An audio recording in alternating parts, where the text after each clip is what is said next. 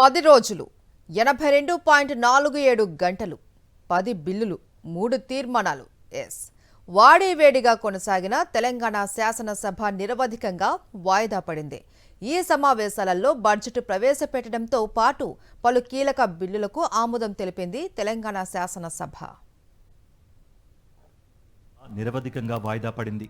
ద్రవ్య వినిమయ బిల్లు ఆమోదం తర్వాత అసెంబ్లీని నిరవధికంగా వాయిదా వేస్తున్నట్లు స్పీకర్ గడ్డం ప్రసాద్ కుమార్ ప్రకటించారు. మొత్తం 10 రోజుల పాటు అసెంబ్లీ సమావేశాలు కొనసాగాయి. ఈ నెల 16న అసెంబ్లీ ఉభయ సభలనుద్దేశించి గవర్నర్ శివప్రతాప్ శుక్లా చేసిన ప్రసంగంతో సమావేశాలు ప్రారంభమయ్యాయి. 17, 18 తేదీల్లో ఉభయ సభలు గవర్నర్ ప్రసంగానికి ధన్యవాదాలు తెలిపే తీర్మానంపై చర్చించి ఆమోదించాయి. 20న తెలంగాణ ప్రభుత్వం సభలో బడ్జెట్ ప్రవేశపెట్టింది.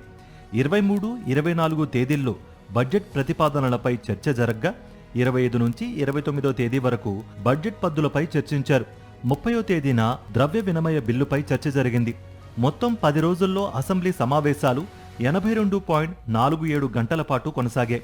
ప్రశ్నోత్తరాల్లో 42 ప్రశ్నలు, 91 అనుబంధ ప్రశ్నలకు మంత్రులు సమాధానమిచ్చారు. 11 ప్రభుత్వ బిల్లులు సభ ముందుకు రాగా 10ని సభ ఆమోదించింది.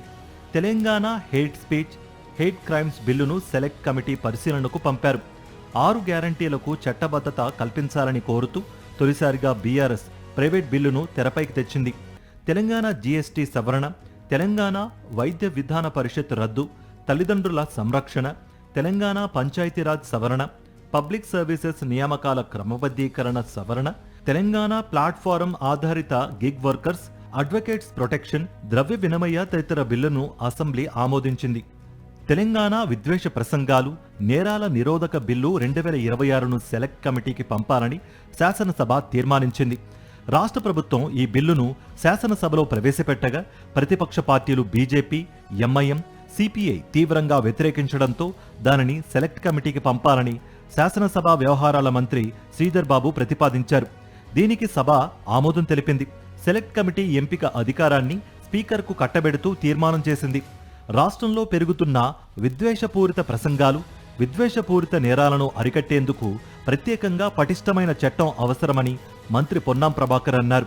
అయితే ప్రజాస్వామ్యాన్ని అణిచివేయడానికి ఈ బిల్లును తెచ్చారని బీజేపీ నేత ఏలేటి మహేశ్వర్ రెడ్డి విమర్శించారు.